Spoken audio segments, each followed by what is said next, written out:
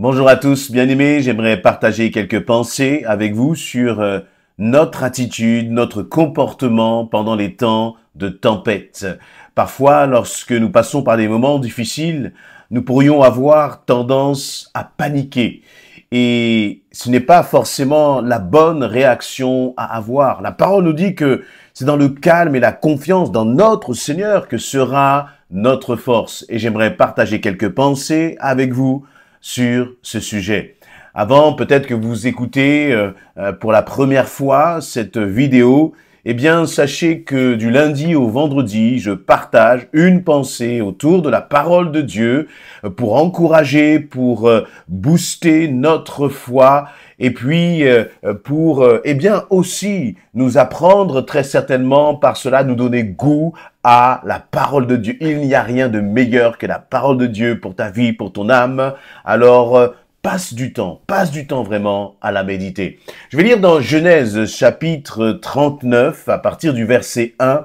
Récemment, j'ai eu l'occasion d'échanger avec les jeunes de notre groupe de jeunes et j'ai été interpellé, on a partagé quelques pensées autour de cet homme qui est Joseph, ce jeune homme qui est Joseph. Il nous est dit ceci, le contexte est le suivant d'abord avant de lire. Eh bien, Joseph a été vendu par ses frères, presque laissé pour mort. Il a été acheté, par des marchands d'esclaves. Et finalement, un homme en Égypte, un homme va acheter Joseph, qui est encore tout jeune, et il va l'emmener chez lui en Égypte. Et on arrive là dans Genèse, chapitre 39, à partir du verset 1. Quand Joseph arriva en Égypte, il fut acheté aux Ismaélites, qu'il avait conduits là-bas, par un haut fonctionnaire du Pharaon nommé Potiphar, qui était le commandant de la garde royale. L'Éternel fut avec Joseph, de sorte qu'il réussissait tout ce qu'il entreprenait. Il demeurait dans la maison de son maître égyptien. Celui-ci remarqua que l'Éternel était avec Joseph et faisait prospérer tout ce qu'il entreprenait. Ainsi, Joseph obtint la faveur de son maître, qui l'attacha à son service personnel. Il l'établit comme intendant sur sa maison et lui confia la gérance de tous ses biens. À partir de ce moment-là, l'Éternel bénit la maison de l'Égyptien à cause de Joseph. Sa bénédiction reposait sur tout ce qu'il possédait dans sa maison comme au champ. Voilà un passage, dans ces quelques versets, on voit le terme de bénédiction qui revient très régulièrement. On voit dans le verset 3, par exemple, la prospérité. On voit dans le verset 5, la bénédiction reposait sur Joseph. On voit le terme réussite dans le verset 2, réussite, prospérité, bénédiction, entreprendre, des termes qui peuvent réjouir nos cœurs parfois, des termes qui peuvent, peut-être susciter en nous des émotions en tout cas qui sont positives, parce que qui n'a pas envie de réussir, qui n'a pas envie de prospérer? Mais j'aimerais que on puisse bien prendre le temps de réfléchir au contexte. Et il nous est dit là que Joseph avait été vendu comme esclave. Lui qui était libre, qui vivait dans sa maison, qui était chouchouté par son père Jacob, le voilà, se retrouvant, comme je l'ai dit, rejeté, trahi par ses propres frères, qui allaient presque le laisser pour mort. Il a été il a été pris comme esclave, vendu dans un pays étranger, et là il arrive en Égypte. Ce n'est pas son pays, ce n'est pas sa langue, ce n'est pas sa patrie, ce ne sont pas là ses coutumes, ses habitudes, et il se retrouve donc en tant qu'esclave, lui qui était libre, en tant que serviteur, dans la maison d'un maître, d'un haut fonctionnaire. Et c'est intéressant de voir que dans le verset 2, il nous est dit que l'Éternel fut avec Joseph, de sorte qu'il réussissait tout ce qu'il entreprenait. C'est-à-dire que on sent à travers cela, et on le voit même par la suite, si vous connaissez l'histoire de Joseph, que Joseph s'est toujours attaché à être un ambassadeur de Dieu, un ambassadeur de l'Éternel. être un témoignage vivant d'un enfant de Dieu. Et vous voyez, il aurait pu paniquer. Il aurait pu vraiment se rebeller contre Dieu. Il aurait pu lever le poing contre Dieu en disant, mais Seigneur, qu'est-ce que je fais là? Comment se fait-il que je me retrouve dans une telle situation? Il aurait pu même tourner le dos à Dieu. Mais au contraire, c'est finalement, lorsqu'on connaît la vie de Joseph, c'est finalement dans cette circonstance qu'il a commencé à voir réellement la gloire de Dieu. Avant, il était le petit Joseph qui gardait le troupeau dans sa famille. C'était l'avant-dernier de la famille.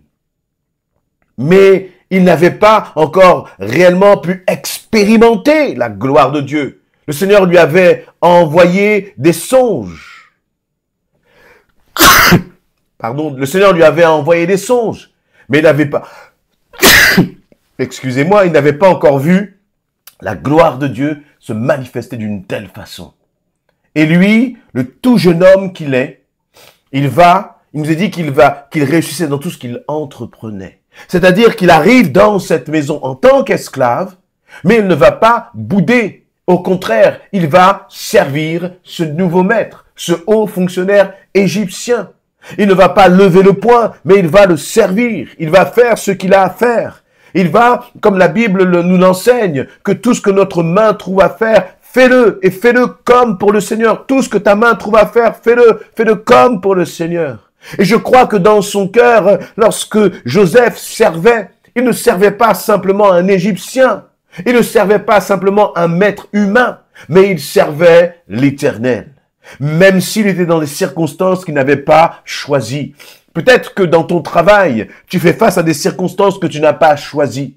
Peut-être que c'est difficile, mais je t'invite à faire ce que le Seigneur te demande de faire. Je t'invite à garder un témoignage qui soit toujours à la gloire de Dieu, quel que soit le comportement des autres à ton égard. Toi, eh bien, c'est face à face avec le Seigneur que tu dois te positionner et non pas vis-à-vis des hommes. Et c'est ce que Joseph a fait. Et parce que Joseph a eu cette attitude, eh bien, c'est finalement, il a attiré la main de Dieu sur lui. Dieu s'est manifesté à travers lui.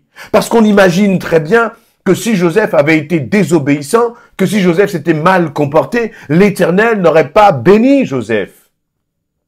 Mais Dieu a béni Joseph parce que Joseph a marché dans l'obéissance, parce que Joseph a marché dans cette confiance avec l'Éternel. À tel point qu'au verset 3, il nous est dit que le maître Potiphar, ce maître égyptien, il a remarqué que l'Éternel était avec Joseph et que l'Éternel faisait prospérer ce qu'il entreprenait. Dites-moi, bien-aimés, lorsque nous traversons les tempêtes, lorsque nous traversons des situations difficiles, lorsque nous sommes dans un contexte que nous n'avons pas toujours choisi, est-ce que nous aussi nous pouvons dire que les autres nous voient avec ce témoignage favorable de Dieu? Est-ce que lorsque les autres nous voient, ils voient que nous sommes enfants de Dieu? Celui-ci, nous est-il dit, remarqua que l'Éternel était avec Joseph. Est-ce que ceux qui sont autour de toi, ton entourage, remarquent, voient que Dieu est avec toi? Vous savez, parfois on peut même se moquer de nous, dans nos propres familles, dans notre propre environnement. Mais les gens ne se trompent pas. Si, par exemple, dans un moment où tout le monde aurait dû paniquer, toi, tu restes ferme, tu restes en paix, tu continues justement de placer ta confiance en l'Éternel. Les autres vont le voir autour de toi. Ils vont se questionner, se demander, mais comment se fait-il que tu arrives à rester dans une telle paix, alors que tout autour de toi, c'est le chaos, comme c'était le chaos dans la vie de Joseph à ce moment. Mais encore une fois, Joseph est resté en paix.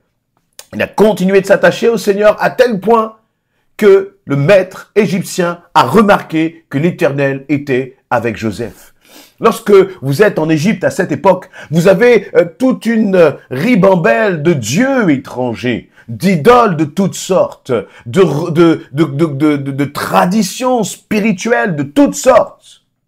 Mais lui, Joseph, il a fait la différence. Il a montré qu'il avait un Dieu différent, le Dieu unique et véritable.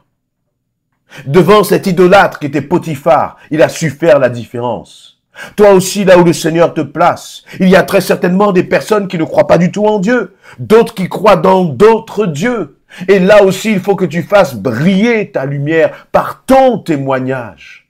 Ne nous plaignons pas, cessons de nous plaindre, mais continuons de faire confiance au Seigneur afin qu'à travers notre témoignage, les autres soient interpellés. La réussite, la prospérité. Joseph ne courait pas après toutes ces choses, mais ce après quoi il courait, c'était d'honorer son père. Et c'est ce que nous devons avoir comme attitude. Prospérer pour prospérer, s'enrichir pour s'enrichir. Cela n'a aucune valeur. Et ça peut être même parfois il peut y avoir derrière l'enrichissement un risque de s'éloigner du Seigneur. Parce que la réalité, c'est que ce sont nos épreuves, nos combats qui nous rapprochent le plus du Seigneur. Parce que dans les épreuves, dans les combats, eh bien, nous crions à Dieu et nous voyons sa main agir. C'est pour cela que la parole nous dit qu'il est plus difficile à un riche d'entrer dans le royaume des cieux qu'à un chameau de passer par le trou d'une aiguille. Voyez? Eh bien, Joseph, lui, c'est dans cette situation difficile, déraciné de tous, où il ne pouvait s'appuyer sur personne si ce n'est sur l'Éternel, c'est là qu'il a vu Dieu se manifester. C'est là qu'il a vu Dieu agir. Et voyez, petit à petit, le cœur du maître a été touché, a été interpellé.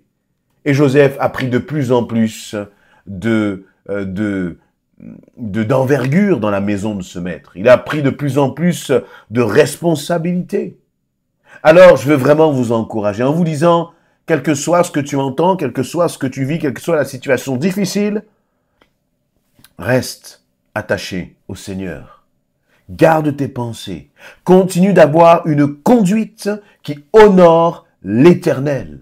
Continue finalement de vivre non plus pour toi-même, mais continue de vivre pour Christ. Et plus c'est difficile, plus eh bien ton témoignage justement va être important. Et plus c'est difficile, plus ton témoignage en tant qu'enfant de Dieu va impacter ceux qui sont autour de toi. Finalement, se réjouir quand tout va bien, n'importe qui peut le faire. Mais arriver à garder la paix, se réjouir et avoir la joie quand tout va mal, eh bien, c'est là notre différence en tant qu'enfant de Dieu. Pourquoi? Parce que Dieu est avec toi quand tout va bien et quand tout va mal. Jamais il ne t'abandonne. Et si c'est réellement l'Éternel qui est la source de ta joie, si c'est réellement l'Éternel qui est ma source, la source de ma joie, alors je veux dire, Seigneur, je veux garder mon témoignage, je veux garder ma paix, je veux garder ma joie, quoi qu'il arrive autour de moi, parce que je sais que tu es avec moi. Bien-aimés, vos témoignages, vos commentaires sont les bienvenus pour en encourager d'autres. Soyez bénis.